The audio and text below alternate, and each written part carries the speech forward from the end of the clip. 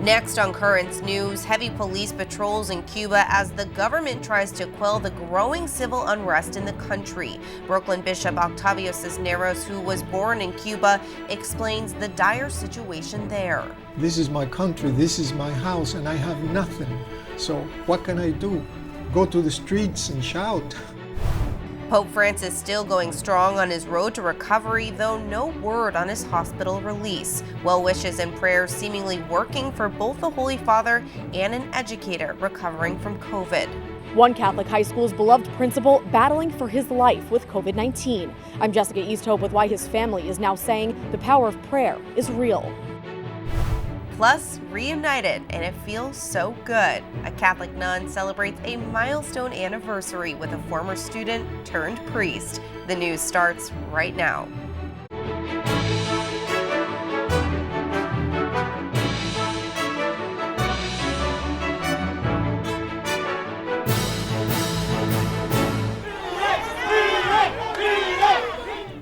Right now, Cuban police are out in full force, hoping to quell the country's biggest push of anti-government protests in decades. And they could be growing as Cubans in Miami talk of voting there to back the protests.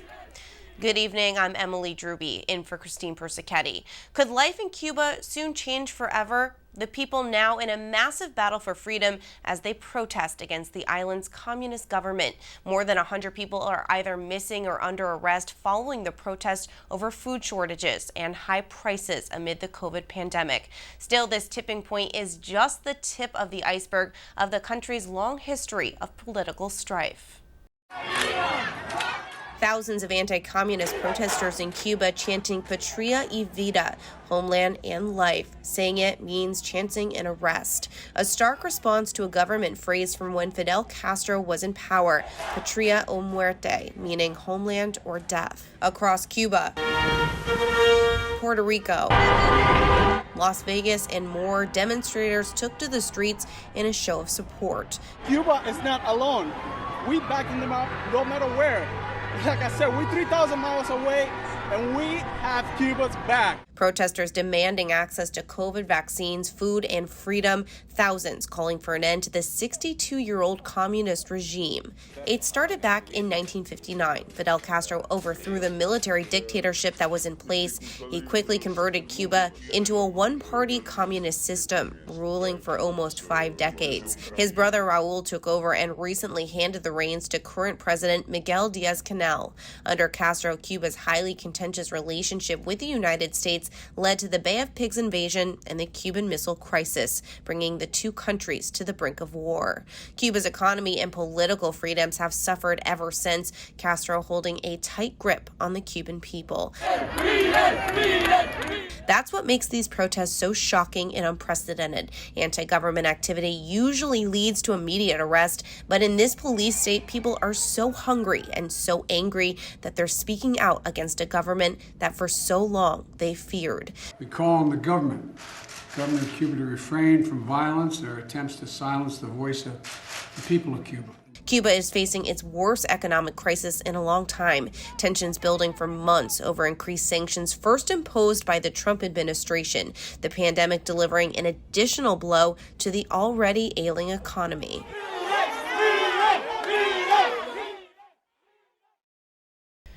Many are using social media to broadcast protest and inspire more. This massive fight for freedom is being seen as a significant threat to the communist regime. Former Cuban president and head of the Communist Party, Raul Castro, was in a high-level government meeting because of the riots. The sit-down on Sunday between Castro and other high-ranking party members, where they discussed the protest, is being reported by the official newspaper of the party. The paper has pushed accusations by President Miguel Diaz-Canel that the U.S. is behind those protests. Es un discurso de calumnia, es un discurso manipulador. Y es un discurso de mentira.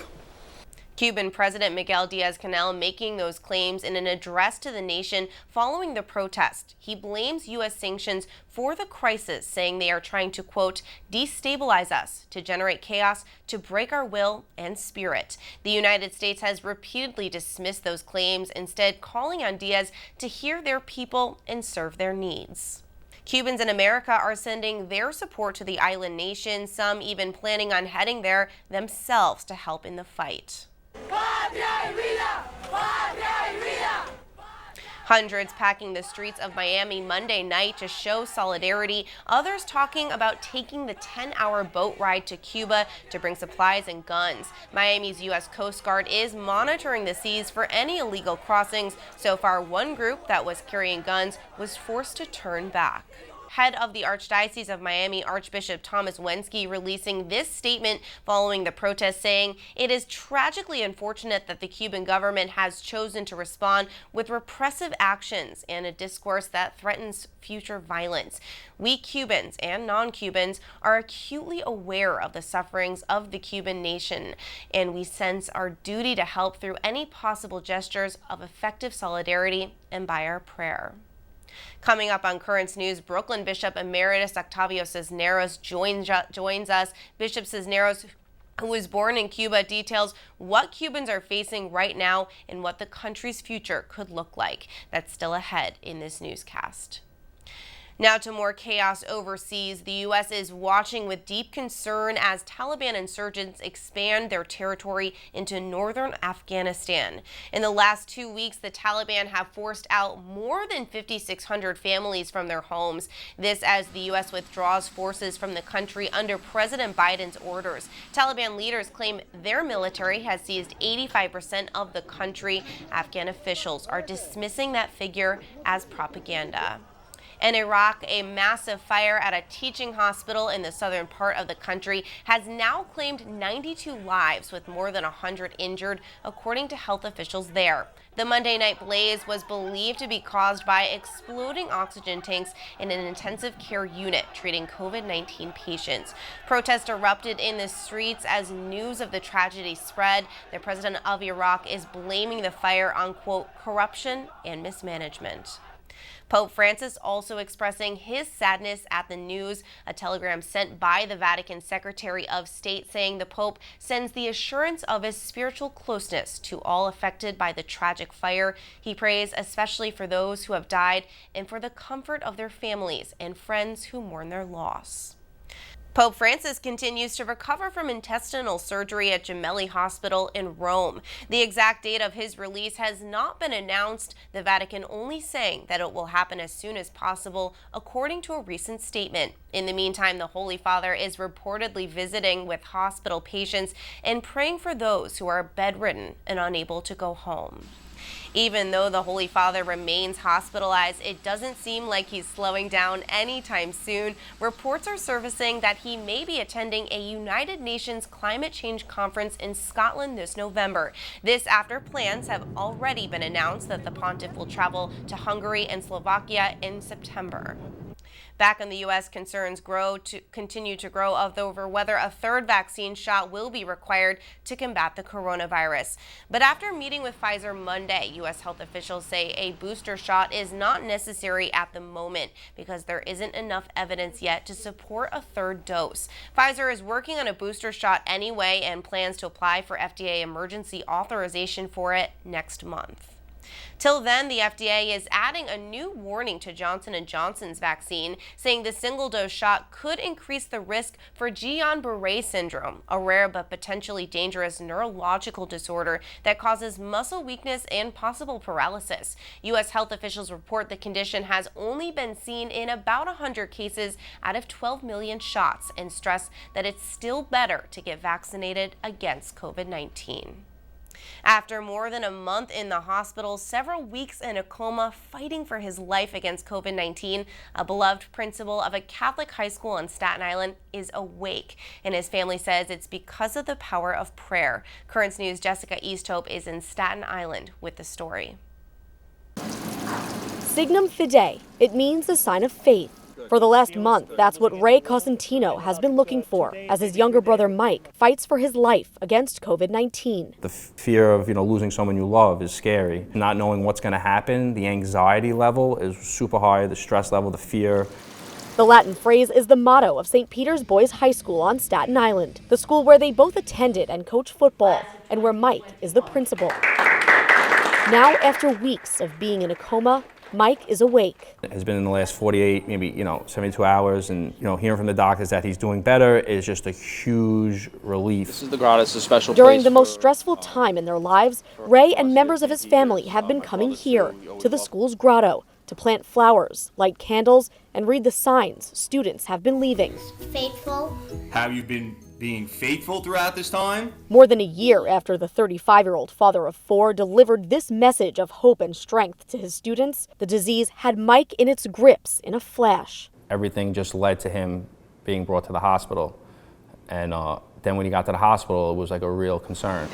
Coming here to pray is what got the Cosentino family through. Now they want to make the space more beautiful for others. They say it's prayers from people they've never met that helped Mike out of the thick of his coronavirus battle and will hopefully bring him home. There's been a novena, went on for 9 days, and it's still a prayer every Thursday at 8:30 on Zoom. People from other schools, other neighborhoods, never really met my family, are praying for your brother. It's great, it's unbelievable. Now Mike's getting stronger every day, but he's not out of the woods yet. So his family continues to come to the grotto.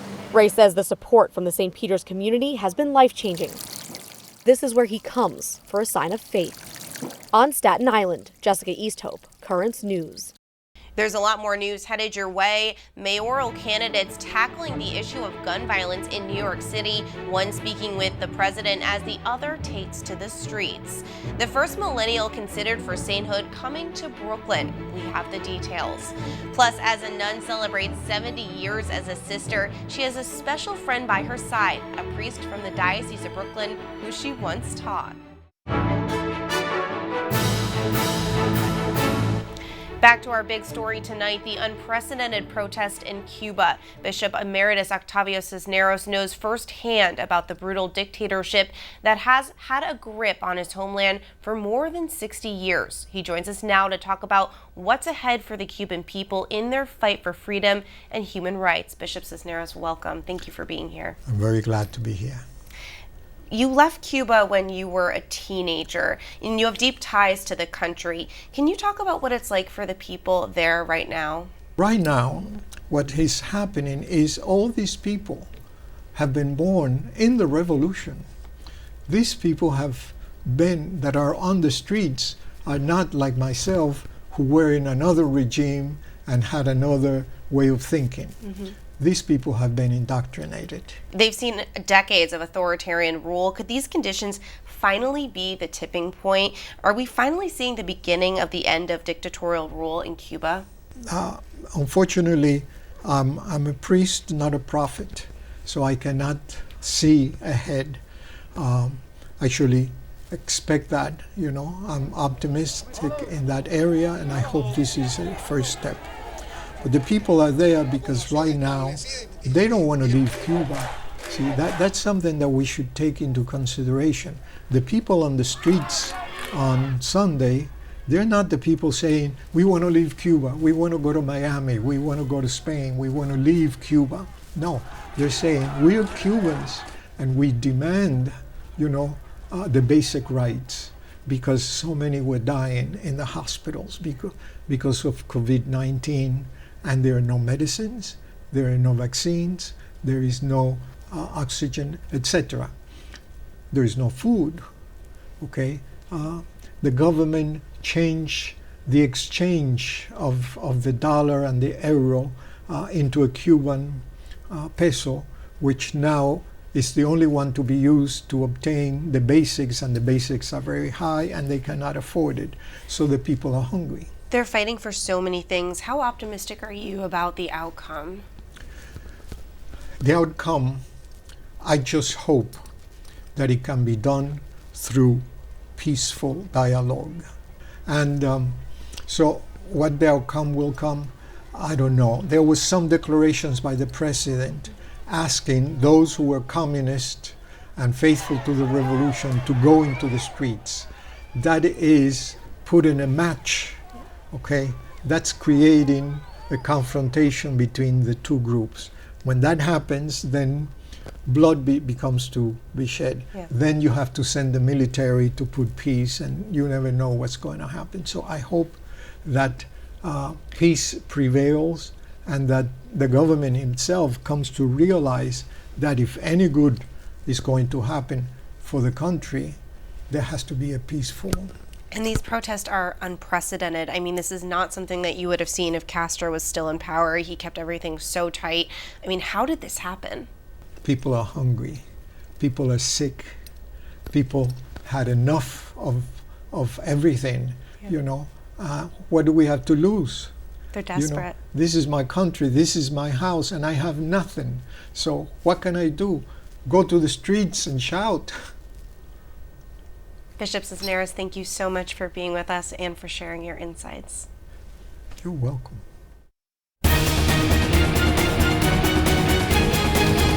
We are 4 months out from Election Day, and the major party candidates vying for New York City's mayor are tackling the issue of gun violence. One got an invitation to the White House. Democratic candidate Eric Adams joined President Joe Biden Monday to discuss the nation's crime prevention strategy, which encourages cities to use COVID relief funds to invest in law enforcement. Speaking after the meeting, Adams said there's a better way to use those funds, and that doesn't necessarily mean hiring more officers. We have to use and better utilize our police officers. Too many clerical assignments police officers are doing. Many of them are doing roles that they should not be doing. So once we do the right assessment, then we can make that determination that do we need to hire more to keep the city of New York safe. Now, on the opposing side, the Republican mayoral candidate Curtis Sliwa says Adams blew an opportunity of a lifetime. Shame on you, Eric Adams, for turning down money to help make people more safe in the streets, in the subways, and the housing projects. Now, we would have seen immediate results.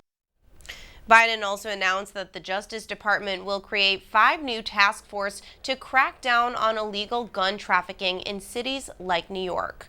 Turning now to a Rockville priest who's just been elevated to bishop. He will soon head President Biden's home parish. Bishop William KOENIG is now the 10th leader of the Diocese of Wilmington.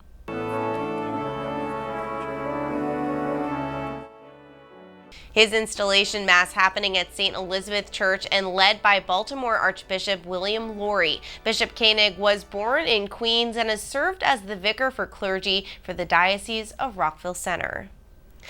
Now to another celebration. It's been 70 years since Sister Mary GRACYALNY has devoted her life to God as a nun. And to celebrate that milestone, she reunited with a priest who both watched her grow in her vocation and grew in his own, thanks to the nun.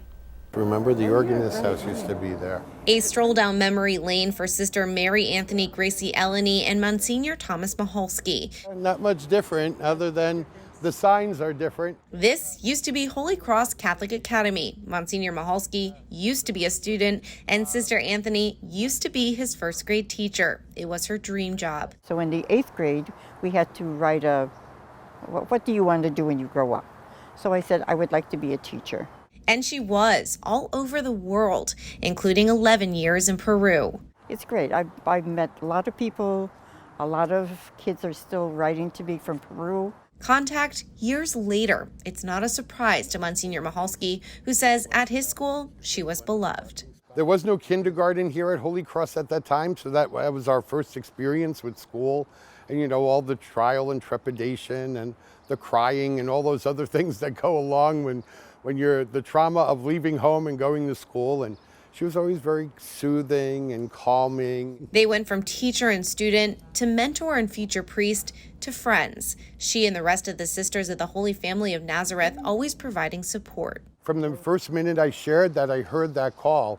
The sisters were always there when I was in the seminary in Michigan. They wrote me cards, they wrote me notes. When I had my first Mass, they were out there in numbers, celebrating with me. Support, he's now returning. We have the hope who yearn to your face. Helping her to celebrate 70 years as a sister with a special Mass. I'm not sure how many priests have the opportunity to celebrate a Mass for the 70th anniversary of a sister's religious profession, and also that sister was their first grade teacher. Years Sister Anthony spent teaching, nurturing, and serving God. It passes so fast. I don't know. I just, you take one day at a time and just keep on going. Being near the two of them, it was easy to see the deep friendship they've spent years building. They both told me they'll continue to be there for each other. A relic of the first millennial to be considered for sainthood will be in Brooklyn on Wednesday. Bishop Nicholas DiMarzio will accept the relic of Blessed Carlo Acutis as the diocese chancellery. The Italian teenager is known for creating a website that documented every miracle around the world that's associated with the Eucharist. Acutis died at the age of 15 after a battle with leukemia. Stay tuned to Currents News and the tablet. We will have a comprehensive coverage of the relic's arrival and its journey throughout the diocese. Still to come on Currents News, the inspiring story of a man who found his place in the world despite his challenges, and his mom couldn't be prouder. It's obvious he has found a community that welcomes him, includes him, accepts him where he is, and encourages him to keep growing. We introduce you to the CrossFit champ who will make you want to return to the gym. He's a CrossFit champion in a class of his own who hasn't let life's challenges stop him. Now this Iowa man with Down syndrome is inspiring others to stick to their workout routines and follow their dreams. Scott Sayville went to a Cedar Rapids gym to meet him. Every single morning, when he gets up, he needs to know, is today a workout day? 31-year-old Nevin Smith, who was born with Down syndrome, loves to work out, and he has taken it to the extreme. 5 years ago, Nevin told his mom he wanted to do CrossFit. When he first started, it was really a challenge. Yeah, he had a hard time comprehending and just executing the most basic movements, and then over time, he was just able to pick stuff up and get more confident. And boy, has he gotten strong. Nevin finished 3rd in the U.S. and 5th in the world in the adaptive division of the CrossFit Open. Do you like that it makes you strong? Pumped. You're pumped, right? Uh-huh. Yeah. Does that make you feel good? Yep. You like to feel like that? Uh-huh. Yeah. The Red Hulk. Like the Red Hulk. But it has done much more than turn him into the Red Hulk. Nevin's mom wrote this heartfelt letter to the National CrossFit Federation about how CrossFit has changed her son's life. He's more determined. His cognitive skills have improved. His ability to listen, oh, I'm going to cry, and follow instructions. His confidence has gotten so much better in all areas of his life. It's obvious he has found a community that welcomes him, includes him, accepts him where he is, and encourages him to keep growing. He belongs. Nevin never shies away from a hard workout, and he's a huge inspiration to the other CrossFit athletes. When other people see him pushing, it's contagious. And at the end of a big workout, Nevin is famous for his bear hugs. There isn't anything better than seeing him in a community that welcomes him and just embraces him. They embrace him. Truly inspiring. That was Scott Sayville reporting from Cedar Rapids, Iowa. This is the first year of CrossFit's Adaptive Challenge. And that is Currents News. I'm Emily Drooby. Thank you for joining us because we are putting your faith in the news. Hope to see you again next time.